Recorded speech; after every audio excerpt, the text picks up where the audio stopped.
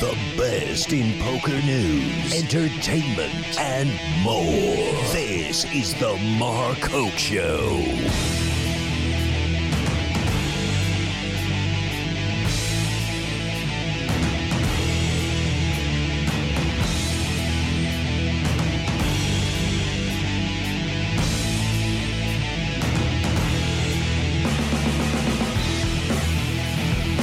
All right, everybody. How we doing today?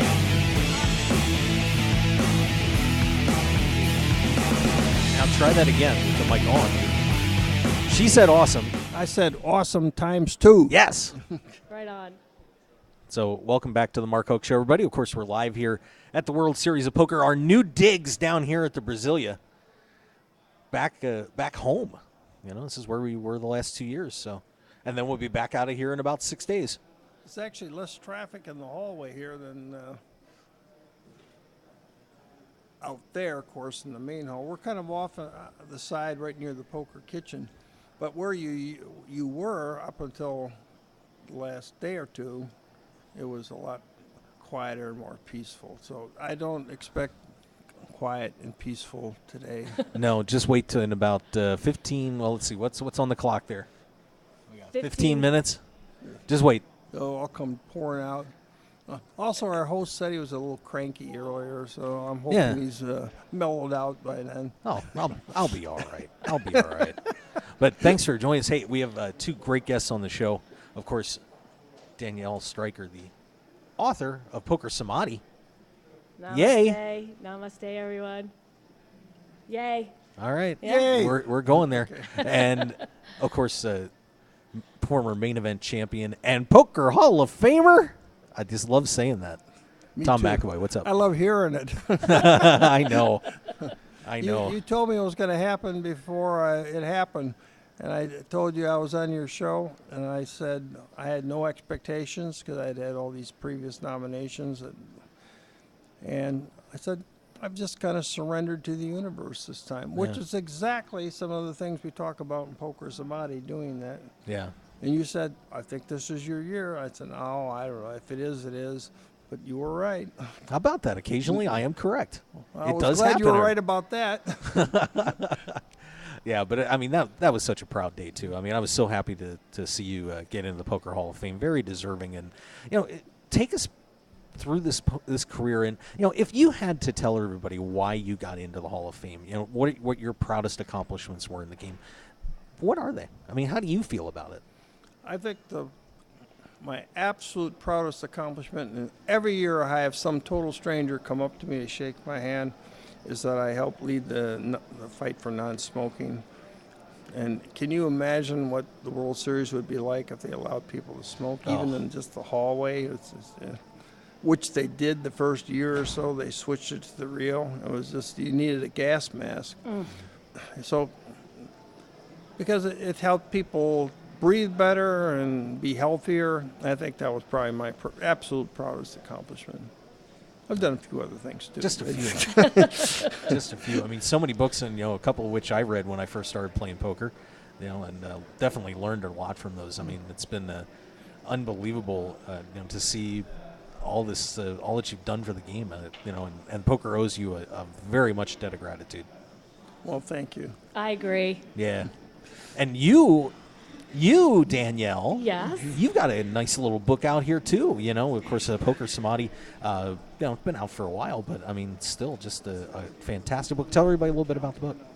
Well, just a little bit about the book, and I'm so happy that Tom could join because the first volume of Poker Samadhi is really the poker wisdom and life wisdom, and I put the book together really to share with people that there's more, as you always say, Tom's famous quote is there's more to poker than life. And, there's more to just being a part of the community of poker and enjoying the ride that is the World Series of Poker and just the poker lifestyle. So I wrote the book really about taking the best of really what is poker wisdom and also human potential wisdom. And I've compiled the first book, which has a number of different poker players and human potential wisdom gurus, and compiled the first book. Well, along the way, and having been Tom's student, and his teaching assistant for quite some time as well, we decided the next version, volume 2, is going to be more wisdom, more poker wisdom, and it'll be just Tom McAvoy's wisdom. He has so much of it, why not do a full volume on just Tom? Sure. I'm down with that. I've been accumulating a lot of quotes, some of which I made up, some of them are poker related, but some of them are simply what I call life related that I liked. And I've already compiled enough for a second volume already. Wow. You know, so we want to see how the first one goes, and if it's reasonably well accepted, yeah, we'll go for volume 2, which will be part of the Poker Samadhi series. Yeah, you're gonna have a little franchise going here, Danielle. I mean, this is exciting. It is. I feel like, it's funny. I really enjoy helping other players win as well, along as with myself, unlike some other players that, we've seen in the halls. But it's really, I think just being able to win at life and poker is such a great experience. Poker has really helped my life, and just knowing Tom and you and a lot of other players as well, having learned a lot at the tables, has helped me, and I want to share that and impart that wisdom with everyone, really. So that's sort of my purpose in the poker world, I think, is to I'm a very upbeat person, and to keep everybody kind of positive. In fact, when I first met her, I told her she's got to slow down, calm down and slow down and think things through, because she's a little bit high energy is one way to describe it. Hyper is another. I like perky. She's very perky. Perky, okay. Yes. I'm the perky poker player. Okay. Yeah, there you go. So with the book, with Poker Samadhi, now, of course, the new one coming out, it's a series of quotes in there to try and just give you keys to getting through moments in life and giving you little bits of wisdom to make you think a little bit. What are some of your favorite quotes in the first book first? I mean, if you had to take like 4 or 5 of them out of there, what would they be? Gosh, we have it right here. There's so many, but all right. So, Phil Galfond, aggressive poker is winning poker. I mean, how true is that? Being aggressive is what we see today in the young guns, right, Tom? I mean, Oh, absolutely. the whole game has changed. I mean, why don't you talk a little bit about aggressive poker? Well, the game is still the same game, but the way people play it is just totally different. And you're seeing these young guns 3, 4, and even 5 bet very light a lot of times. In the old days, if a guy 3 bet you, it was always aces. It was like what they call 99.4% pure, like ivory soap. But nowadays that's not the case. And in fact, we're talking about Vanessa Salvitz played this enormous pot with Sam Trickett, where they had like over 250 big blinds each, and they put it all in before the flop with ace king in the case of Vanessa, and Trickett called with 2 kings. Ace pops out on the flop, and the case king comes out on the turn. It was like, how did that pot get so big early in the tournament? I know they're thinking at a different level than most of us, myself included, but I still don't get it. Why would I couldn't even imagine putting all my money in with ace king that early, in that situation. It's just a change of mentality, and I think part of that comes from online too. That a lot of players, you just go for it with ace king, and it's a huge hand. It's one of the best starting hands in poker, and I'm gonna ride it. Personally, I'm kind of on ace king sometimes. Actually, when I played the other day, I got ace king 7 times. I won with it twice. First 5, I did not. I didn't even come close. I hate ace king. Ugh. Well, I don't say I hate it, but I don't enjoy it. It's like that bad girlfriend that keeps coming back. You can't get rid of the bad one, but the good ones are tough to keep around. Very true. There's another quote. That might go in the book. Okay, hang on, let me write that one down. Yeah. Well, here's another one. So life is one big magic free roll. Phil Locke. There you go.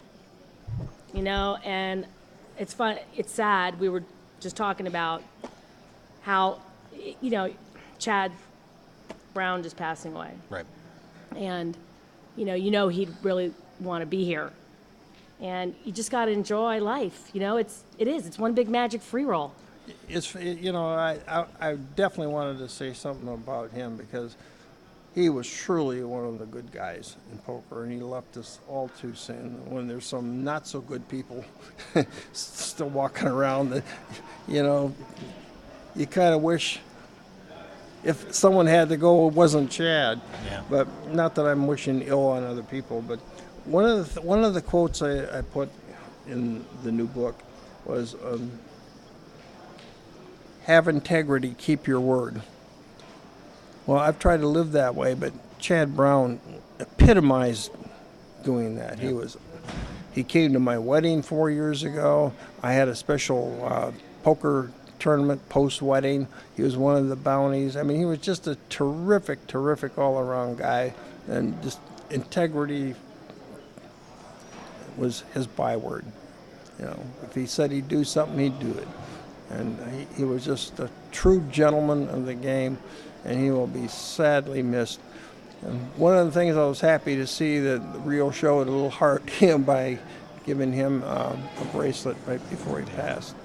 And I thank was God very he got it, happy. too.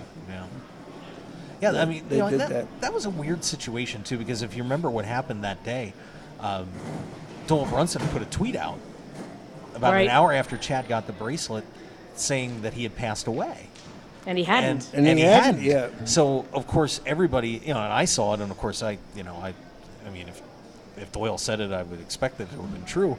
So of course I'm retweeting all these great things that everybody was saying about Chad, and that had to be just so. I mean, if Chad was going to pass away, if he got to see all the things that people said about him, when they thought he was gone, and all the wonderful things. I mean, if I'm going to go, I mean, what a way to go, hearing all that positive and wonderful things that people think about you. Well, people Yeah. meant it too. Anybody that knew Chad Brown knew the type of person he was. And I said he was the epitome of integrity and class act all the way.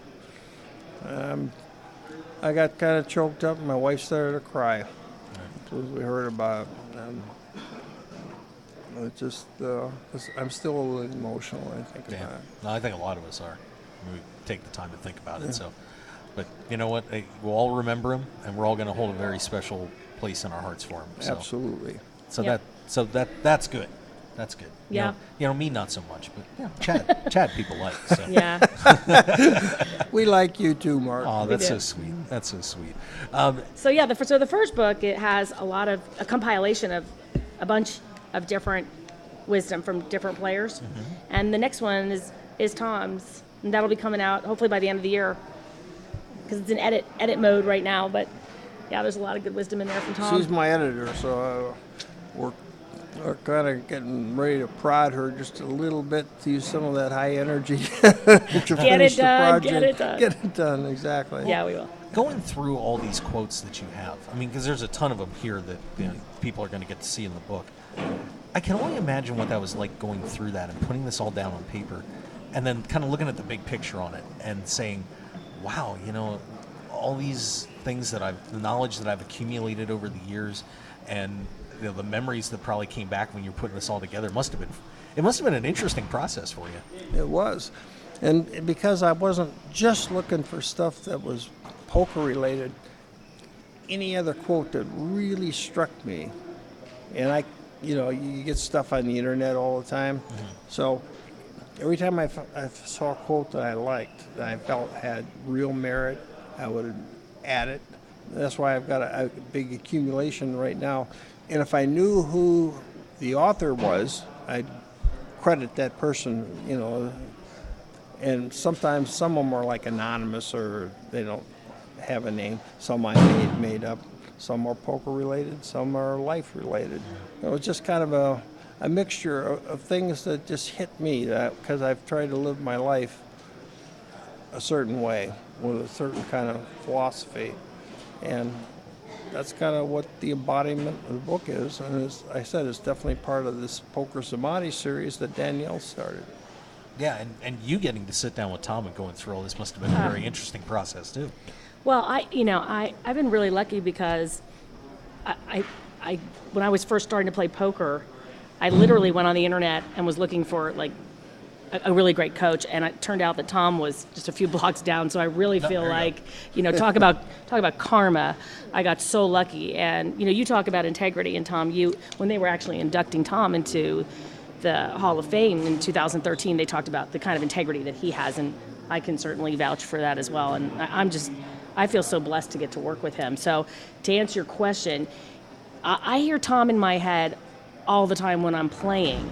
I mean, I hear him say things. We were talking about this on the ride here. Like, one of his quotes is, Danielle, you can't manufacture a hand.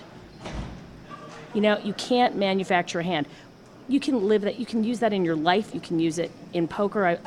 It's kind of like that voice you hear. Yeah. And so there are many of those kinds of things, that, I hear over and over again. And, the typical things like, play in position, right? It seems simple, but these things they're simple, but they're not easy to do. Mm-hmm. So like, you can't manufacture a hand means you got to have patience.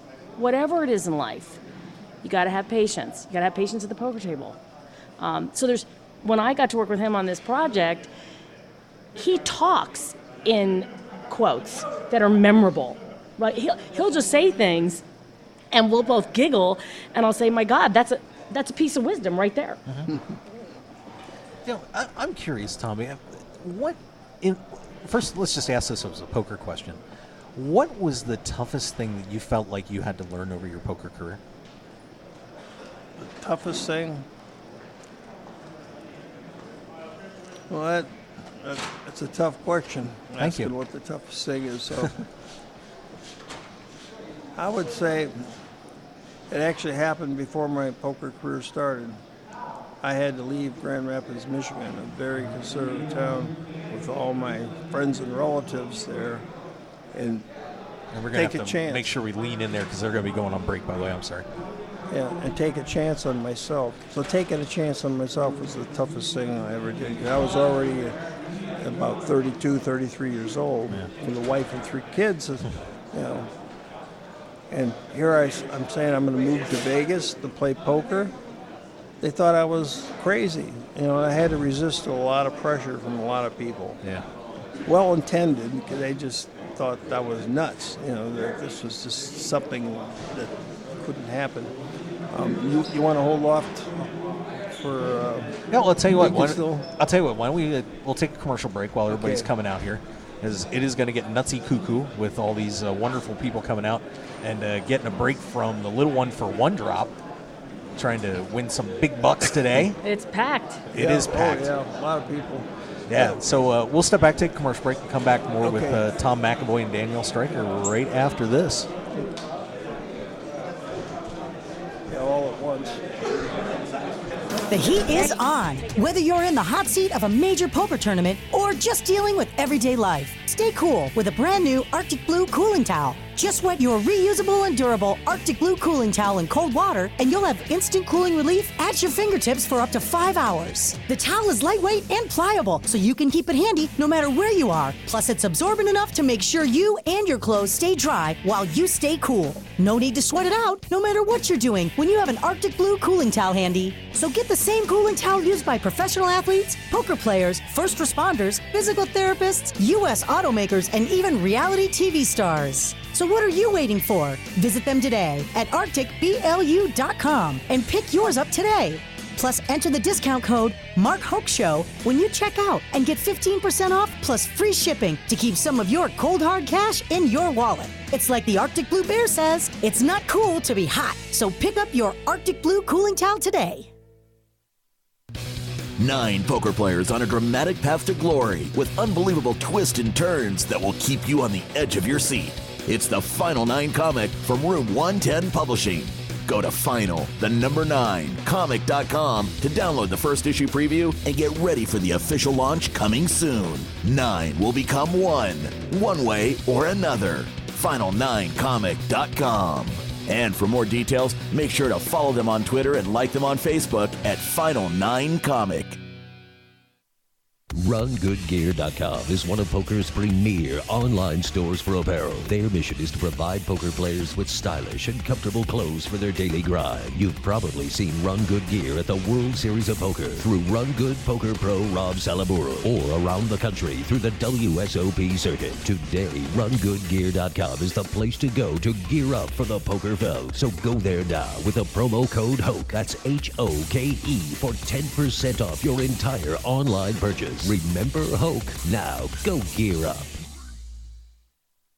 Your business and promotion will only go as far as your website will take you. That's why the Mark Hoke Show has only trusted one name for over 2 years, BlueRail.net. Whether you need custom website design and development packages, or simply need a host for your website, Blue Rail is the only developer to turn to. It's time to discover the world-class personalized service only the Blue Rail team can provide. Visit us at BlueRail.net and call 520-822-5128 right now for your free consultation today. So get on board at BlueRail.net. How far do you want to go?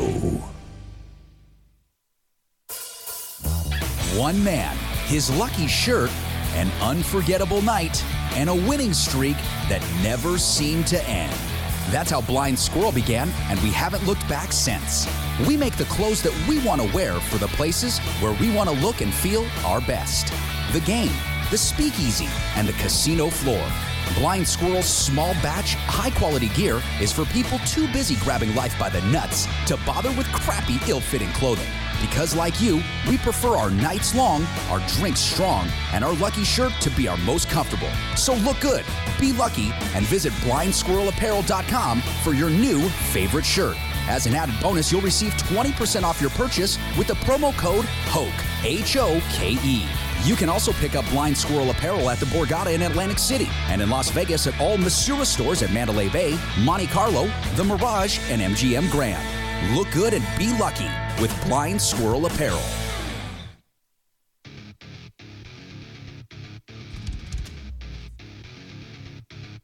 It's time to get on board with the Players Poker Championship Poker Tour. The PPC caters to amateur players as well as upcoming and touring pros with affordable buy-ins and outstanding structure. The fastest growing poker tournament invades Las Vegas with 2 big tournaments, the Desert Open, June 29th and June 30th at the Stratosphere Hotel and Casino, and at the Tampa Bay Downs, July 10th through the 20th, for the North American Championship with $300,000 in guaranteed. You can win your way to the PPC Championship in Aruba, featuring the $200,000 guaranteed main event hosted by PPC Ambassador Joe Surratt. For all the details, visit us at ppcpokertournament.com. Join in the excitement in Las Vegas and around the U.S. with the Players Poker Championship Poker Tour. Want more of The Mark Hoke Show? Then follow us on Twitter at Mark Hoke Show and like our Facebook page at The Mark Hoke Show for show news and outstanding poker content from around the world. Plus, enjoy the show anytime by subscribing to our podcasts on iTunes or at markhokeshow.podbean.com. We're even on your mobile phone at markhokeshow.podbean.com/mobile. Thanks for listening and being a part of The Mark Hoke Show. Now, let's return to The Mark Hoke Show. The Mark Hoke Show. Here again, your host, Mark Hoke. All right, everybody, and we're back live here at the World Series of Poker. In case you can't tell, it is live. I keep forgetting to turn that microphone on for you guys. That usually helps. I feel alive. There you go. Very. See, but you didn't sound as excited that time. I feel alive. There you go. I'm alive. Danielle Straker and, of course, Hall of Famer and Poland main event champion Tom McAvoy joining us. Here is the new Poker Samadhi book coming out soon. Number 2. Number 2. Volume number 2. I promise. It's darned good stuff. The hallway is slowed down to a roar. Everybody came out for dinner all at once, because they're on official dinner break. Yes. They call it the little drop for one drop, which is the little one. The little one. It's the little one. $1,111. That was the buy-in. Some people don't think that's so little.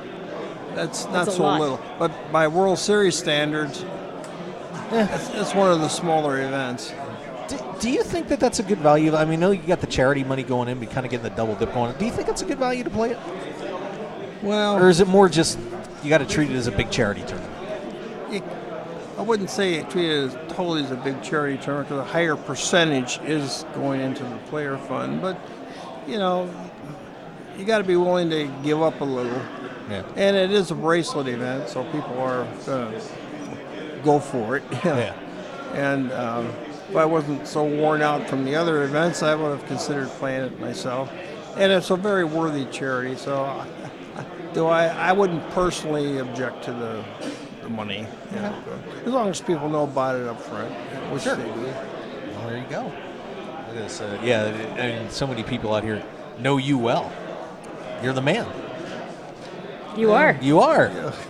Come on. Hey, Tom is pretty. I know, he's so really humble. humble. He's so humble. We were just eating in there like 2 minutes ago, and somebody walked by and said, "Hey, you're Tom McAvoy, aren't you famous?" And he says, "What did you say to him?" I said, I used to be a good player too. Yeah, you're still all right, buddy. Yeah. You're still all right. And by the way, I have to do this for my guys in the chat box because I Am Greek is in there. So you know what that means when I Am Greek shows up? No. We all have to yell Opa. You got to go Opa. Okay. Yasu. Come on, give me a bigger one than that, Tom. Opa. There we go. Opa. That's how we do it. I got to give it to the guys in there. That's how it goes. And by the way, if you're in the chat box or if you're signed in as a guest, get your username on Ustream real quick. And if you have any questions you want to fire at these guys, feel free to do so. I'm sure they'd love to take your questions on there for sure. And yeah. Now, you were talking about that jump from Michigan to becoming a professional poker player. Take us through the time when you got here and it's like, here we go. All right, I'm gonna get this poker career really going. What was that like for you at the beginning? Well, I had tested the poker waters for a year, and my last day in the corporate business world was like May 11, 1978, and I didn't move out here until July of 1979. In fact, I was here it's the Stratosphere now, but back then it was Bob Stupek's Vegas World. That was the very weekend he opened. It was the weekend I arrived, which is July 4th weekend. And I had made several trips flying back and forth from Grand Rapids to see if I could make it, as a poker player. And I realized that I was not ever going to be happy with my life until I gave a shot full time.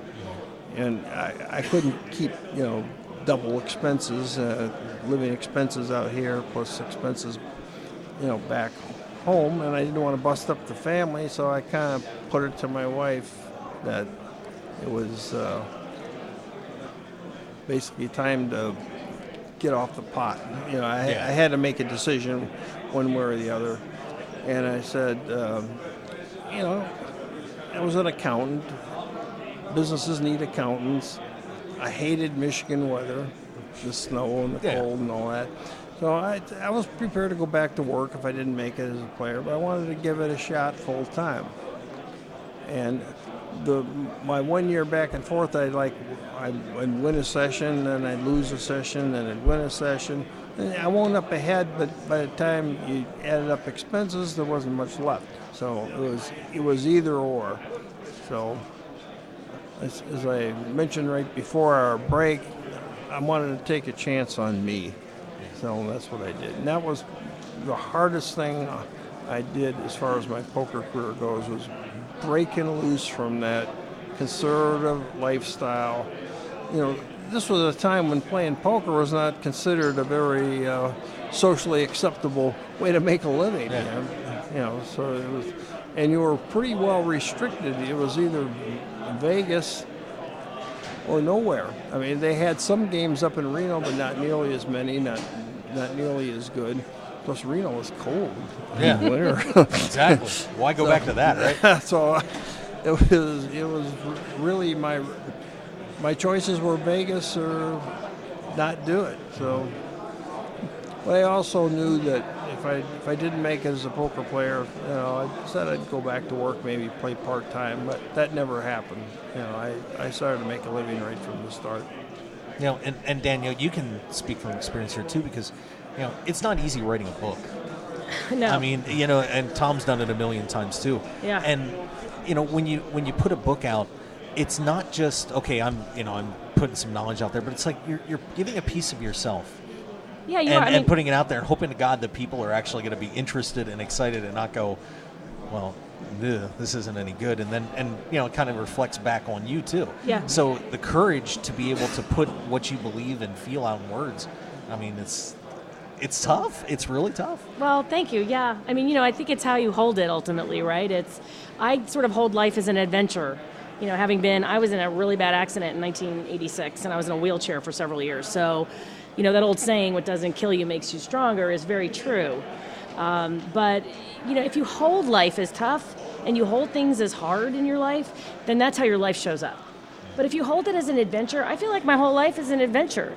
And it's fun, and I'm enthusiastic about my life. You have to do the work.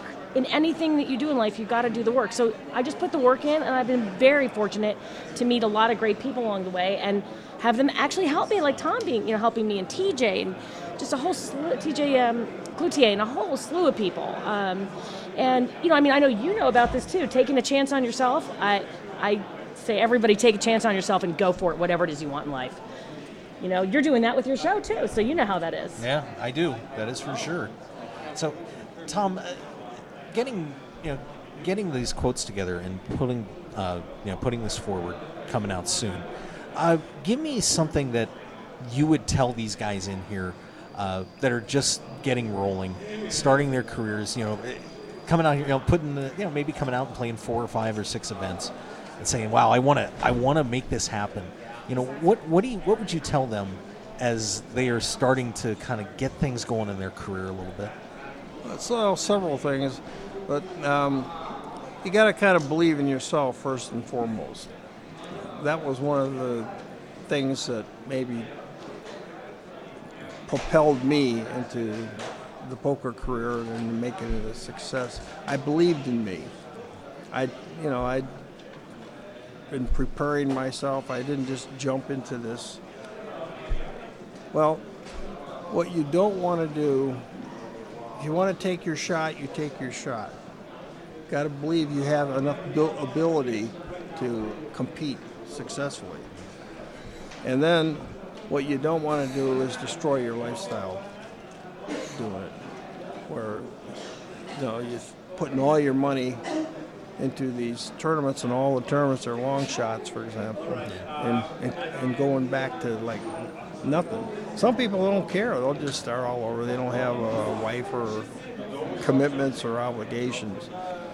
But I was never like that, so I've come maybe from a different space to some people. Remember this: life is a journey, not a destination. That's one of the things I would emphasize.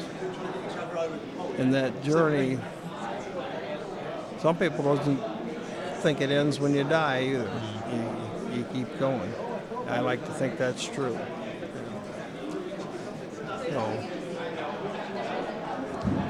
Boy, it makes you think, doesn't it? Takes you. I do a lot of thinking, maybe too much.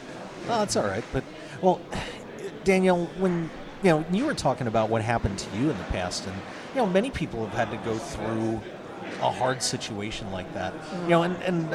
Are there some quotes in the book that you would recommend to people that have gone through something like you did, to maybe just give you that little pick-me-up? Because that's what you're trying to do here. You're trying to provoke thought and make people feel like there's a way out. So what are some of your thoughts on that? Well, it's funny. I just all these things are always so timely. It's not in the book, but I was just reading in this past Card Player magazine, there's an interview with Phil Locke. And he talks about our near misses. And I ran into a friend of mine who's a player here, and she just came out of a tournament, and she was sort of, really bummed out, And, having a motorcycle accident and being in a wheelchair, that's a bummer. And, look, we all have things we have to overcome in life. The bend in the road is not the end of the road. You got to pick yourself up, dust yourself off, and never, ever give up. I mean, if I had one of them, it would be never, ever, ever give up, and that's Winston Churchill. And we know how that ended. It ended good for us. Yes. Thank you. But, that would be it. And so, going back to this thing that I just read in Card Player magazine, our near misses in life are the opportunity for us to rise again. It's so true. Just because you're having a hard time doesn't mean a hard time's going to last forever. I guess I'm just sort of optimistic that way. You got to look at the bright side of life. We're still here. So our job's not done. Yeah, you betcha. Tom, as poker moved forward, you won your championship, and you saw the evolution of the game. We hit the moneymaker effect. Let me get your perspective on those couple of years after the moneymaker effect started. What were you thinking about what was happening in the game at that time? Because, it must have been incredible for you seeing all those years of poker where it was, and then kablooey, it's all turned upside down. It was like just unreal. The year Moneymaker won, 2003, they had a new record for the main event, 839. That seemed like a lot at the time. The very next year, they tripled that. The year after that, they had over 5,000. And then it kept going up until the year Jamie Gold won. They had about 8,600 or so.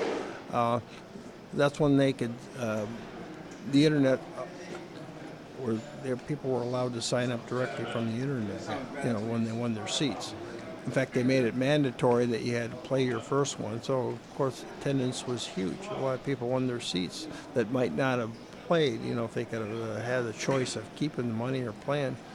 So it was like, this thing went in 3 years from 839 to times 10.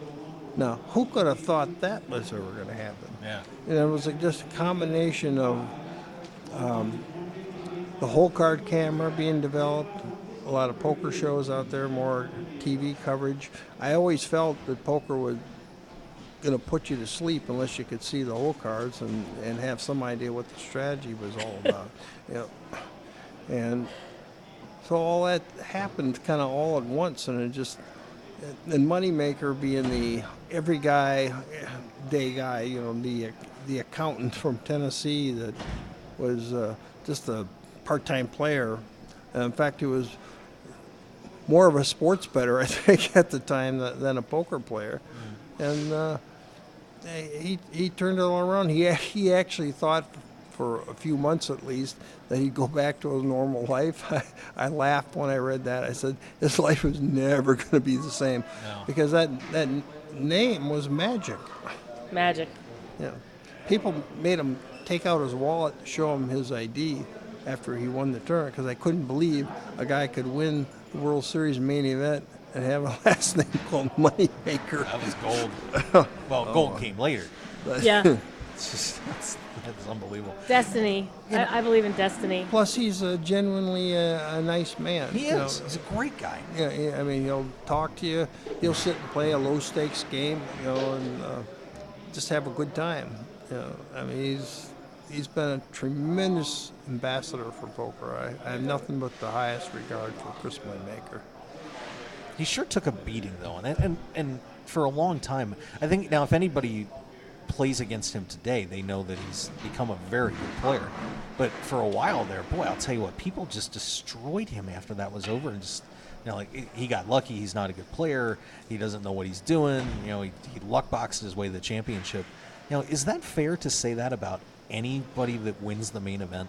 No, he was up a very experienced pro in Sam Farha, and he pulled some tremendous bluffs at the right time, and then showed him the best hand.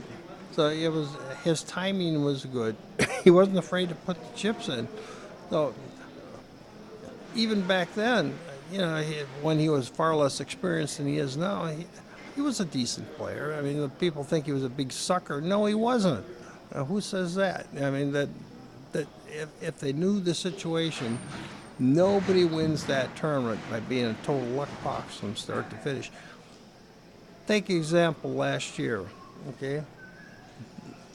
Of the 9 players that made the final table, 8 of them were full-time pros. And the other guy who came in second tried to be a full-time pro and didn't quite make it as a full-time pro at that point. So he was what I would call a semi-pro. So what does that tell you? You can't luck box your way to the championship. Yep. And you couldn't back then either. You know, he outplayed people. Did he get lucky in a few spots? Yeah, but he put his money in good most of the time, at least. So. Yeah, and you've got a quote coming out of the book, and that was great that you led into that. It says, "Put yourself in a position to get lucky." That's important, right, Daniel? I mean, it is. Well, that's Tom taught me that the first lesson we had. I think he said maybe the first or second lesson. We always talk about position in poker, but the ultimate position is to put yourself in a position to get lucky. And how do you get lucky? And how do you get lucky in life too? Well, put yourself out there. Put yourself in a position. Look, if Moneymaker would have never entered the tournament, he would have not had the opportunity to get lucky and win it and change the face of poker. Just Woody Allen says 80% of success in life is showing up. Just show up. Sometimes that's all you need to do. Sometimes. With the Poker Samadhi book, and there's so many great quotes in there. And if someone was taking this through the main event, let me give you a scenario here. So I hand somebody that's starting out the main event. All right, here's the book. Okay. All right. Take me through a couple good spots that you would recommend them to use as they try to find their way through 7,000 or 8,000 people as they're going through the tournament. Okay, here's one. An homage to Stu Unger, who I know you played. Yes, which I did. He's got some great stories about Stu Unger. Identify your opponent's weaknesses. Take advantage of every weakness they have and exploit them every chance you get. You got to exploit people in this game and their weaknesses. I mean, Tom, you have played directly with Stu Unger, and I remember asking Tom the first time about Stu Unger, was he that good? That's what I asked him. And you can tell the audience what you think about Stu, for example. When Stu Unger was not messed up with drugs, which unfortunately he was most of his life, when I say his life, his poker life, when he first started playing, but when his head was on straight, there was not a better poker player alive. And he played against all of them, including Phil Hellmuth and Doyle and all that, and he just owned them, when he was playing straight. Yeah. And when he wasn't, he was the livest guy in the game, And he just couldn't overcome his demons and died young. He was like a meteor. Do you think that if Stu would have maybe started playing in, let's say, 2000, and would have, with the talent that he had, do you think that first he could have dodged all these troubles that he had, and how do you think he would have fared in today's games? I have a theory about it, but I'm curious to hear what your thoughts are. It's a big if. If he could avoid the traps that ruined him and ruined his life. I don't think he could dominate because nobody's capable of dominating like he did. In his career, he played 30 tournaments that were like 10,000 or more, and he won first place on 10 of them. I mean, that's just not going to happen. I don't care how talented you are. But I think he could have done remarkably well if he had a straight head, because he had just so much talent. But these fields are so big, I mean, you're still going to have to get a little lucky here and there. So I think he would have done really well, but truthfully, I don't know if his character was strong enough to avoid falling into the same trap. See, what I wonder about that is that because poker has become so public now, that I think a lot of people would have had a great opportunity to reach out to him and help him more. I mean, not that everybody didn't try, because a lot of people did. A lot of people tried very hard. But of course, the public eye, either one of two things are going to happen. You're either going to wilt, or you're going to realize that, hey, there's stuff going on here, and hopefully make it click. I mean, it would have been interesting to see. And I also wonder, had he been playing in this era where there's so many bad players when you're playing in tournaments, I think he would have just been tearing people apart too. I think it would have been fascinating to see him, getting in a tournament like this where there's a bunch of people that don't know, that don't have the experience. Yeah. I mean, I think he'd have been so scary at the beginning of a tournament. But by the time the tournament's midway over, there's a good chance he's going to have a ton of chips and be at the top of the board all the time. Good chance. And I'm sure even with today's massive fields, I think he could have won several bracelets. No doubt in my mind. You said he was really almost like a savant when you played against him. Oh, he was. He was not what you call an educated guy. I mean, he didn't go to college and all that, but he had like a photographic memory. He was an absolute genius when it comes to cards and game, just a genius. And he was just like one of a kind. I mean, in fact, I think there's a book with that title out about his life, One of a Kind. Yeah. And he was a very unique man. Yeah, and Danielle, you've met so many of the great pros in the game too, and been around them. What do you think about players that are struggling and trying to get through this? I mean, I think the book is something that could help them out a lot. But you've seen these guys, and it's tough to watch some of these guys fight their way through these careers and try to keep their head on straight. I mean, maybe some advice or some things you could throw at them. Well, I mean, just staying off drugs, number one. I mean, it's such an obvious thing, but people come to Vegas, and we all know, it can be very distracting, this town, and there's a lot of opportunity here, but you've got to keep your head on straight, and of course you got to watch the leaks in your game, which are also the leaks in your life. And so I meet a lot of players, pros, amateurs, people trying to become professionals that have a lot of leaks in their game, and they've got to manage that. So that's the most important thing, both as a person and to be successful in anything, and in poker is to manage your leaks. I mean, we know a lot of real famous players that have made a lot of money in this game, and then the leak might be craps, the leak might be blackjack, the leak might be girls, the leak might be drugs. Plug the leaks. Easier said than done, that's for sure. Who do you think has their out of players that people would really know? Who do you think that you've met has their head on the most straight? If you had to put a role model out there, who would it be? Other than Tom, I'm not going to give you Tom. No. That's a really interesting question because a lot of times you meet players in this circumstance and you don't meet them outside of the poker world. So I can really say that one of the people that truly that I admire, that also actually has a really well-balanced family life that I bet a lot of people would not think, is Phil Hellmuth. Phil Hellmuth is a rock-solid player, but he's also really a rock-solid guy. I mean, I've spent some time with him outside of poker, peripherally, briefly. He's always been very welcoming and very nice to me personally and my husband. And he's just, when you get him away from the poker madness. Being the poker brat. Being the poker brat. He and his wife are just terrific people. He's raised a beautiful son. I mean, he's a really good guy. The other person that I'd have to say, truly, stand-up guy, great, Daniel Negreanu. Daniel Negreanu, and he's just shown his colors in the last year. Again, just being such a great stand-up individual for the game, but also he's done a tremendous amount of work on himself, which is really about what the book is about as well, is really working on yourself and growing as a person. And you see this phenomenal growth in Daniel Negreanu, having done a lot of self-evaluation and self-work, but also just a class act.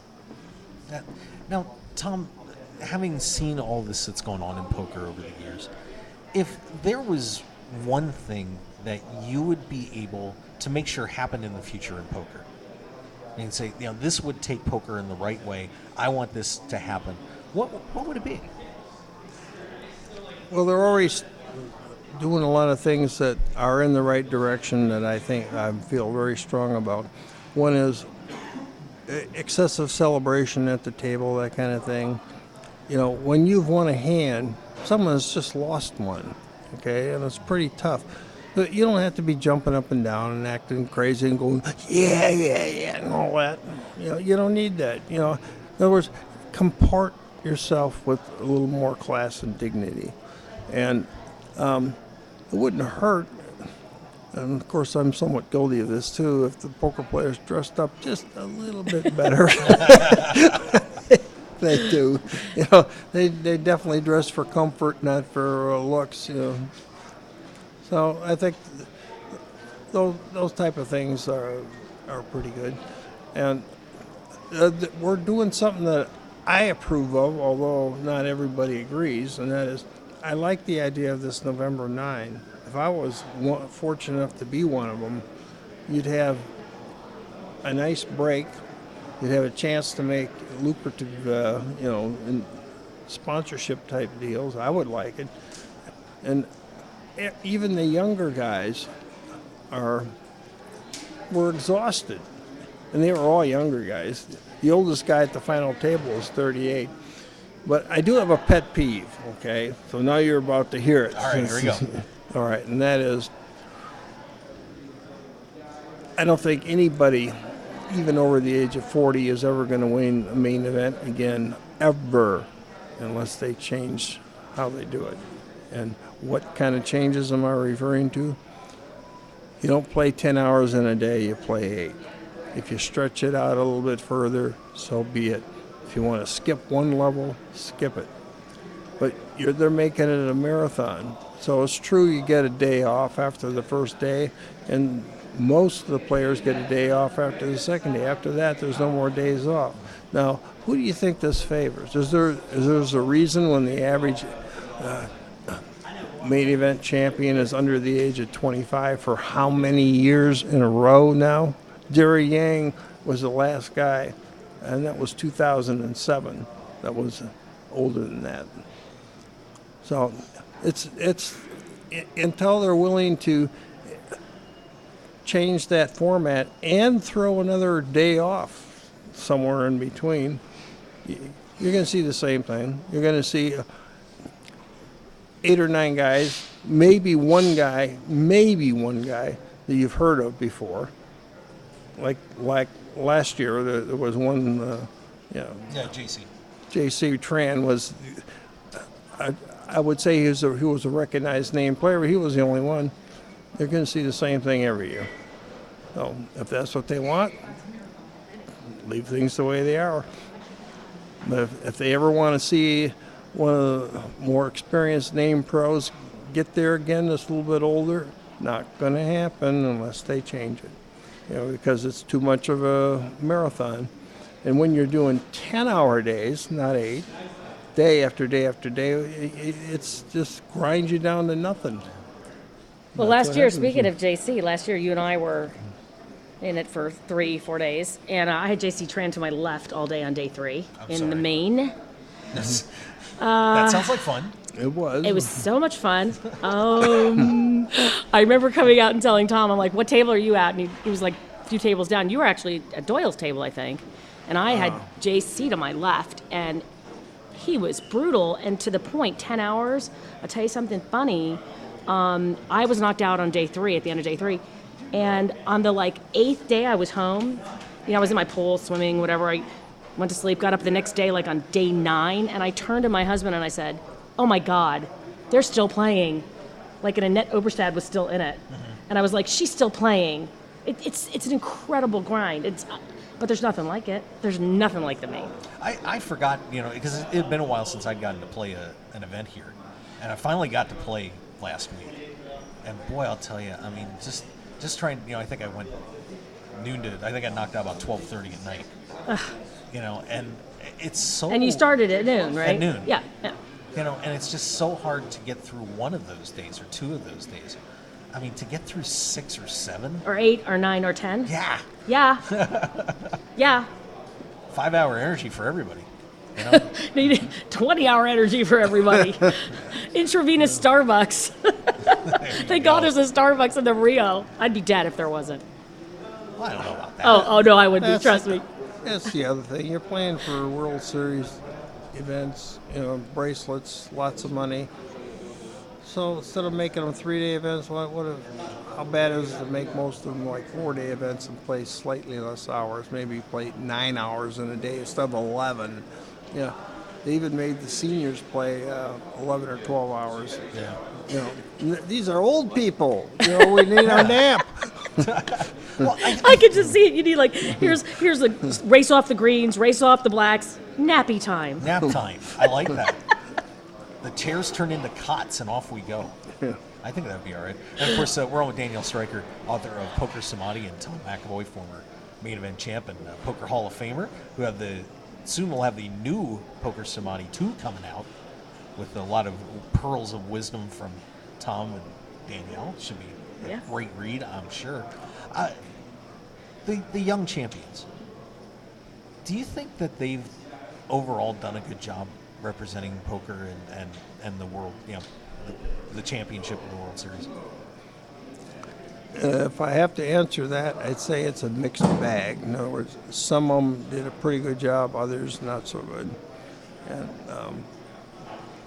the only thing I didn't like last year about Reese, who won the main event, is that they were interviewing him and he made a statement that I thought was laughable, and he shouldn't have made it. Maybe it was just the heat of the moment, but he says, "I'm the best poker player in the world." Well, not really. For that moment, though. At that moment, One maybe. moment in time, that's to call it, Yeah. Well, listen, don't you have a quote about that? No one is number one forever? Yeah, I do. That's There it is. right. Nobody stays number one forever. And the other thing is, when you lose, don't lose the lesson. And believe me, we all lose. The vast majority of people that play tournaments don't make money off of it. And most of them aren't even going to cash. If you cash more than 15% of the time, you've done a great job. So just think about that. If you're hit 300 in Major League Baseball, you're a superstar. And you failed 7 out of 10 times. And you failed 7 out of 10. Now, if you do half that, hit 150, in other words, 15%, you're a superstar in the tournament world.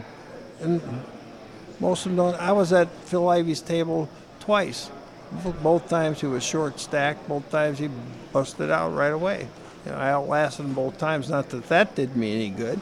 But, I didn't even play any hands with him, so I don't take any credit for anything there.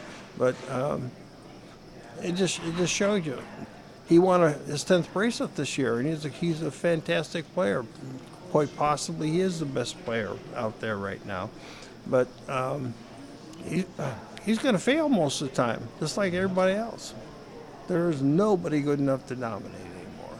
Yeah, and one thing about Phil that I finally got to watch him play in a scenario like that, where he was at a final table and trying to win a bracelet. And I got to tell you, I've never seen anyone. And I coached sports for 20 years too, so I've seen a lot of cool customers in different genres too. I don't think I've ever seen anybody so able to control his emotions and just stay at one spot the whole time. I don't know if the duck feet were churning under the water or not, but you wouldn't know it watching him play. I've just never seen anybody like that. He's definitely the great one. And I'm really happy that he has Ivy Poker now as someone that's a perennial student of the game forever and ever. But he's something else. And actually a lot of his wisdom as well is I've taken little bits of things that he said and I put them in the book, and it'll be in actually the 3rd volume. But there's also the iPhone app as well that has a lot of Phil Ivey bits of wisdom. He was very much not as forthright with a lot of the things that he does in the game for quite some time, and now that he's sort of shared it, he's starting to share a lot of it. I think it's really good for the game. Yeah. Because he really is he's one of the best players in the world. There's no doubt about it. Yeah, it'd be nice to, I think it's important to share your knowledge. I think it is. You have your little trade secrets, obviously, and there's things that you don't want to give away. But books like yours, for example, try to just give you a little bit just that small piece. And I think that people owe that to, whatever profession you're in or community.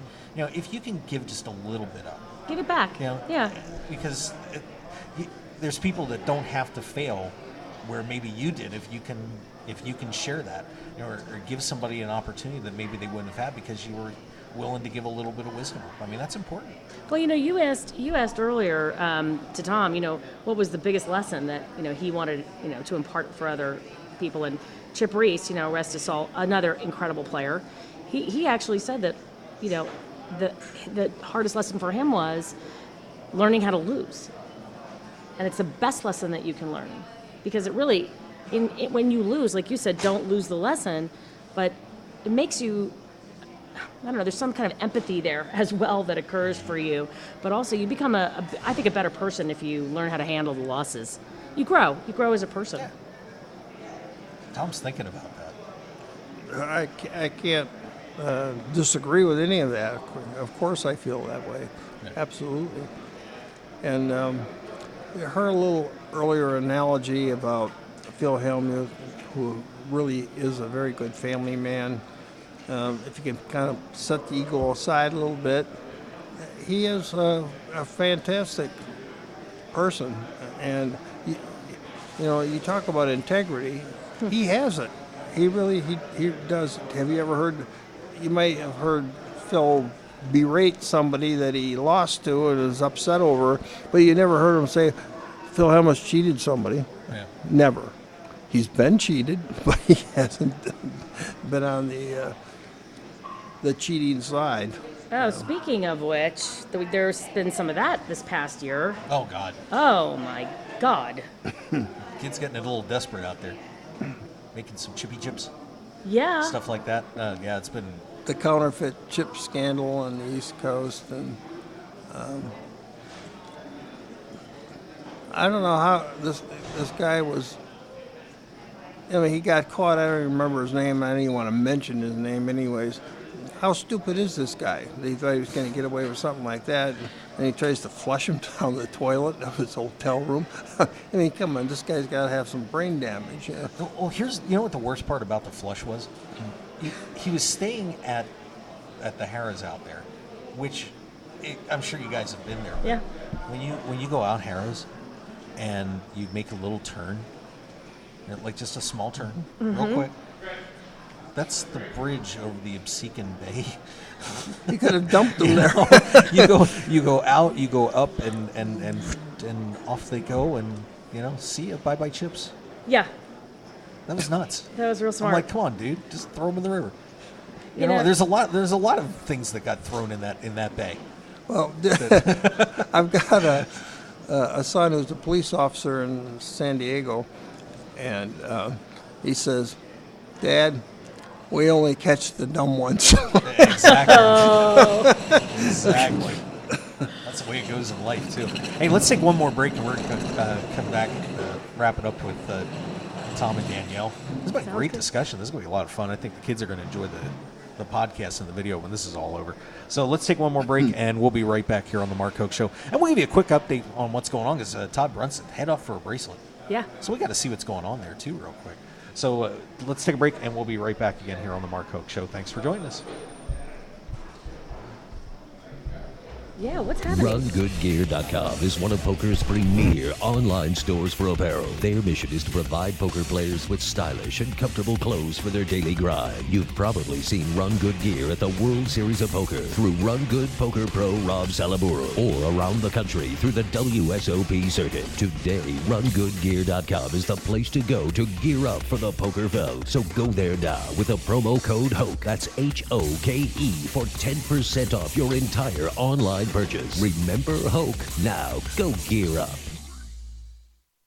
When it comes to custom poker tables, why would you buy something someone else designed and even named for their sales or marketing purposes? The Nighthawk, the Gambler, the Big Slick, the Nuts. Sure, you can customize it if you want, as long as you choose between black, red, or even green cloth, but that's about it. When you choose to play off tilt, it's not just another table, it's your table. The same price gets you a fully custom designed table that reflects your style and game. Off tilt makes it easy to design a truly one-of-a-kind custom poker table that'll give you home table advantage. advantage. Sure, Off Tilt could name their tables for marketing purposes, but why? It's not ours. We don't play on it. And to be honest, there are over 1,000 named Off Tilt tables worldwide, including the WSOP, the Deep Stacks Poker Tour, the Jonathan Papelbon, as well as Julie's, Chris's, Scott's, Amber's, Tristan's, just to name a few. So let us add your name to the list and deliver a truly custom-crafted, furniture-quality poker table worthy of your game. Visit www.offtiltpokertables.com or call Brian Knott today at 262-490-3812. We'll show you why Off Tilt is the only way to play. Sports bettors, tired of getting beat every week at your sportsbook? It's time to stop guessing and start winning. We all know cash is king, and it's time to let the team at Double Digit Covers come to the rescue to help you get the positive cash flow you need to live the life you've always dreamed about. Tony Dos and his all-star sports handicapping team will be in your corner to help you beat the point spread, bring excitement and winning to your betting experience, and build your bankroll to levels you never thought possible. Get free winning sports information at doubledigitcovers.com. Stop guessing and start winning today at doubledigitcovers.com. Call now for today's free winner. 1-855-489-2700. That's 1-855-489-2700.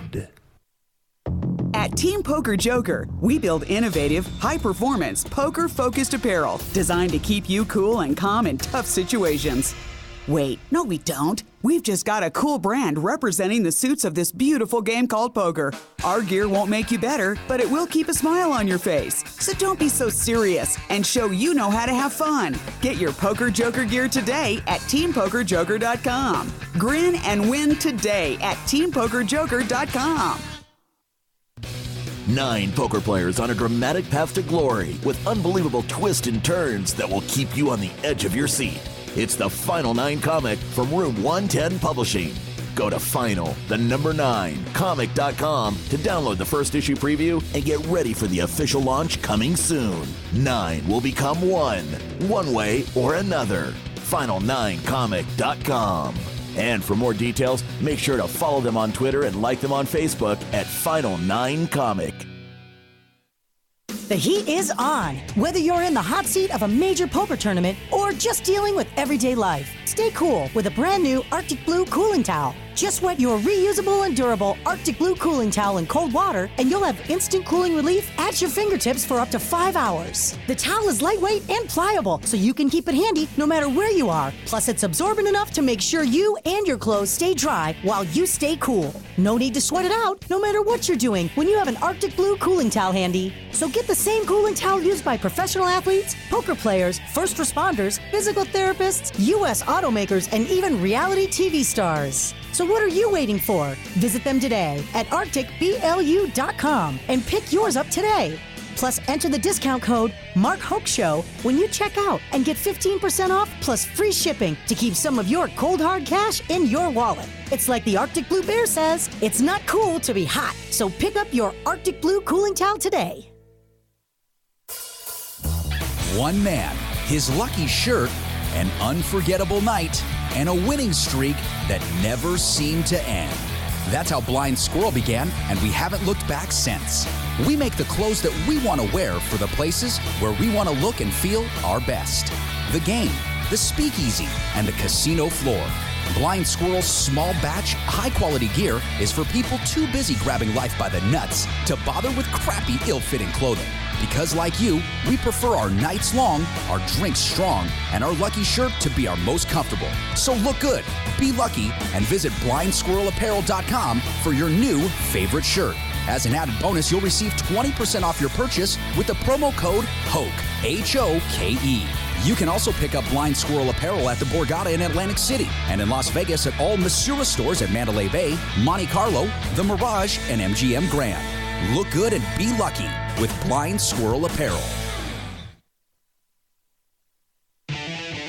Want more of The Mark Hoke Show? Then follow us on Twitter at Mark Hoke Show and like our Facebook page at The Mark Hoke Show for show news and outstanding poker content from around the world. Plus, enjoy the show anytime by subscribing to our podcasts on iTunes or at markhokeshow.podbean.com. We're even on your mobile phone at markhokeshow.podbean.com/mobile. Thanks for listening and being a part of The Mark Hoke Show. This This is the Mark Hoke Show. The Mark Hoke Show. Here again, your host, Mark Hoke. All right, we are back. Last segment here for the night here on the Mark Hoke Show with Tom McAvoy and Danielle Stryker. Pretty cool stuff. Hey, and of course, we got to make sure we mention a couple of great sponsors. I got to make sure I give the plug to Deej Poker. Of course, they just came on with us. The ad will be ready tomorrow. But so they get the individual plug. Lucky them. Go to Deej Poker, D-E-E-G, Poker for the brand new generation of poker apparel. It's some pretty cool stuff. Good guys there too. Nice. Very nice guys. So yeah, you should go. You should go to Deej Poker. So make sure you check them out. Of course, we got our good friends PPC Poker Tour. Just finished their event over at the Strat. Big success, and you can play for your shot to go to Aruba, all sorts of places across the country. So make sure you check that out at ppcpokertour.com. We've got Final Nine comic. Tom, they should put you in the Final Nine comic. I'm gonna talk to Anish and have you put in that thing. That's done. Final9comic.com. 9 will become one way or the other. Download that brand new comic book today. Our good friends at Arctic Blue Cooling Towels. It's not cool to be hot. Danielle knows this. 15% off plus free shipping with the code Mark Hoke Show. Those are cool. They are great. Listen, ladies out there, if you get hot, I won't say why, for other reasons than being stimulated by some fabulous man like my husband. These are great. I love these. ArcticBLU.com. And they last for like 6 hours. They're awesome. RunGoodGear.com. Make sure you get 10% off with the code HOKE on that. Of course, got the Run Good Gear Lounge on the other side. Blind Squirrel Apparel, 20% off with the code HOKE on there at BlindSquirrelApparel.com. And other great companies. But we want to make sure we get a few of those plugged in. Tom, Hall of Fame nominations are coming up soon. And you, of course, are now going to have a vote after getting Susan Lucci for a while. But true. Give me a couple names that you would like to see on the ballot this time around. The two people I put at the head of my personal list that I want to vote for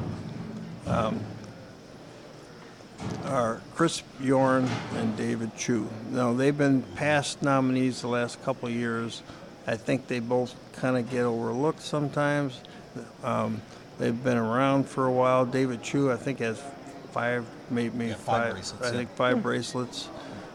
Chris Bjorn has been there's not one person in the Hall of Fame that's basically a European-based player like Chris is. And both of them have a couple things that I really like. They've been good examples in the poker world. They've been just overall, like I said, not only good players, but good people and good examples. And I think they both deserve to be in the Hall of Fame, and they're at the head of my personal voting list. I like to see them. There's other great guys that are coming up in the next 3 years. You're going to see, because there's a 40-year-old rule. In other words, you have to be 40 before you get nominated. But Daniel Negreanu is almost there. Phil Ivey is in his late 30s. Chris Moneymaker, I think, is 38. All three of these guys, I think, are almost certainly going to be inducted in the Hall of Fame at some point. But I'd like to see, especially Chris, because he's like in my age bracket. David Chu is still in his mid-50s, but I think I'd like to see both these guys in. I think they deserve it. How about Antonio Esfandiari? Well, you got to be 40, so he's got a ways to go. He's coming too, though. He's at some point. Pretty much. Antonio, I think, is going to wind up there too. Yeah. I think it's going to get really tricky here in a few years, though, because we're eventually going to start seeing the modern stars. The ones like Daniel and Phil, Moneymaker, and so many other players that are in that age group. They're going to be coming up, and some of the people that may have been on this list for a while and that are more of the guys that are in their 50s and so on. It might be very tough for them to get in for a long time if something doesn't change on that. And I wonder if it's not time to expand it to 3 or set a certain amount of vote criteria, maybe like the Baseball Hall of Fame does, because there's going to be some great players and people that have been involved in the game that are going to get shut out of this for a long time if something isn't, switched pretty soon. I completely agree with that, and I think it is time to go with at least 3 players now that are deserving. They narrow the nominations down to 10 finalists, and it's just tough to be a finalist. Yeah. And then you got to go through the next process where some years they've only picked 1 person. They haven't even put 2 in. So it's time they started to expand a little bit. For that very reason, you said some very worthy, deserving players, especially some of the older ones, are going to get totally overlooked and bypassed. Who's the next female that goes in? Probably be Jennifer Harmon. She gets nominated every year, and she's another one that doesn't quite make the final cut on the final vote. And she's got a couple bracelets, and she's played the big game with Doyle and a lot of these people. So I think she's probably going to be the next female probably in the Hall of Fame. When I got to go to your ceremony this last year, and it was an amazing night. Explain to somebody what that means when you're sitting up at that podium and getting ready to make your speech. I mean, when that moment finally hits. Well, it was a pretty emotional time for me. I was pretty choked up. My daughter was there and gave a speech, and my good friend T.J. Cloutier gave a speech, and so did Wendine Eolis. And some of my very closest friends also make a long journey just to be there. And Mark, you had to drive all the way across town. Yeah. I'm only teasing a little bit, but he made it. But it just meant everything to me, because I told a lot of people that chances are I'm not going to win another main event. Probably not even going to win another bracelet. Realistically, it's harder and harder, especially at my age and with this many players. But the Hall of Fame was within reach, and I came close before. So that was really the height of my poker ambition, was to get that, because no one can take that from me anymore. They can take the main event from me. Those are the 2 signature events of my poker career, and it was great to share it with so many good friends. Danielle and her husband Stephen were there, and it was just to have so many close friends that I've known for 20 years and more, and they were there. A lot of them there. Going in with Scotty must have been pretty interesting too. Oh, it definitely was, and I feel Scotty was very worthy of being in. I used to say that I think because Scotty got, like me, nominated every year and bypassed, and I think the main reason he was bypassed was because of his little flare up, on national TV when he won that horse tournament, and he suffered for it plenty. And it was time that the poker world forgave Scotty and moved on, and they did finally. And Scotty deserved to be in there. You know what we need? Really, I would love to see the WSOP really create a poker hall of fame. Yeah. Like a real place where you can go and see all the pictures and see the memorabilia. And I think it's time now. I mean, the people have been talking about this for quite some time. Why hasn't that ever happened? It's up to the real. They're not. They throw their money around like manhole covers. In other words, they're not too liberal, which I probably shouldn't be saying. But of course, that's way past due. There should be something for the past champions and all the Hall of Famers. Some of this is going to be lost to history if something isn't done pretty soon. Yeah, you're right. The World Series started in 1970, but this is like the 45th, and there's there's no museum out there. Everything is like cyberspace, if you want to call it that. Yeah. And I thought Daniel just made a very good point. That it's time. Well, hopefully they'll make your bust look like you when they do it. we had a little questionable bustage last year with the. Was that Moneymaker? With Moneymaker. Yeah. Chris thought it looked like Phil or Jerry Yang, and I thought it looked like Phil Hellmuth. That was a little. I don't know. He was hiding in the shades, so what can we say on that? I would really love to see a Hall of Fame though, with the busts and the pictures and the memorabilia. And it's funny. I went to Tom's house, and he has every WSOP brochure since the beginning of time. Wow. And they stopped printing it when? Last year, was it, or the year before? A couple of years ago, they quit doing the brochure. They got to do that again. They've got to get that back on track, I have too. it from 82 on, and if they did it before 82, I'm not even sure. If they did, but I've got them. And every so often I look through them. It's kind of neat to see some of your friends when they actually look young. They're not all as gray as me. Back then, I wasn't gray either, of course. But, bringing back a lot of memories right now. There you go. Well, Tom, you're always going to be forever young to everybody, and the contributions you've made to the game have been tremendous, and should never be overlooked for what you've done for poker. And I for one appreciate it. So, well, thank you very much.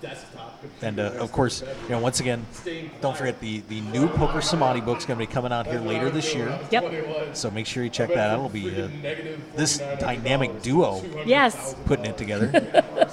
Should be pretty cool. Of course, the current Poker Samadhi book's available as well. And is there a website they can go check that out? Yeah. Just go to www.pokersamadhi.com, and that'll link you to everything. Amazon, it's on Kindle. There's an iPhone app. I know the Android people are going to kill me. I haven't gotten it to Android yet, but I will. I promise. But yeah, just check it out there. Yep. All right. Well, we don't get to do a long show with the same guests here at the World Series very often. But I have to say, this was an absolute pleasure. Oh, we truly appreciate it. Yeah. So thank you for coming down. Thank you, Mark. Okay, Mark. And we're going to let's give everybody a quick update where we're at before we wrap the show up. Because actually, let's see if this is it. Is this the Todd Brunson moment? Yeah, Brunson actually fell behind on this. Oh, no. So let me, I have to reset my World Series page because some reason it decided to go crazy. What event is he playing in? $10,000 stud. Yeah. A stud event. Yeah, they had I think 102 players. So right now, Matt Grapenthien is up 19.3 million to Todd Brunson's 11.2. And Matt, of course, friends with one of my co-hosts, Nate Dowland. So either way, I'm okay on the party. I love the shirt. I love the shirt he's wearing. Oh, yeah, he is wearing the Chad Brown shirt. Just trying to get this other stuff because we have another final table going on. Somebody's going to get my bracelet soon. Oh, the one you were in. The one I was in, yeah. Where do you get a Chad Brown shirt? Because I'm sure a lot of people might have an interest in this. I think Todd made that. Yeah. I'm gonna guess. I'm gonna guess by the handwritten style. Well, you might be right. You might have taken the time to make that. Not sure why the WSOP page is not loading for me right now, but at least we got that in. So Todd Brunson trying to make a comeback and get another World Series of Poker bracelet. That would be a lot of fun. Wow. Yeah. And of course we come back now tomorrow. Not coming here. You're not coming back tomorrow? Heck no, it's the 4th of July. Oh, it's the 4th of July. That's right. I'm not coming We're all back off. here. That's you right. betcha. We'll be poolside tomorrow. You bet. And but of course we come back Saturday, and it's the day that everybody waits for, the first day of the main event. Day 1A. Here we go. Oh boy, should be a hoot. It will be. And we'll be right here covering it all for you. So I want to thank everybody for joining us. Danielle, Tom, thanks for being with me today. I appreciate it. Thank you. And we'll see you guys on Saturday at 1 p.m. live here from the World Series of Poker. It's main event time. So we'll catch you then. Thanks, everybody, and we'll catch you on Saturday afternoon. Nice. Great job as always, Mark. That was fun. That was excellent.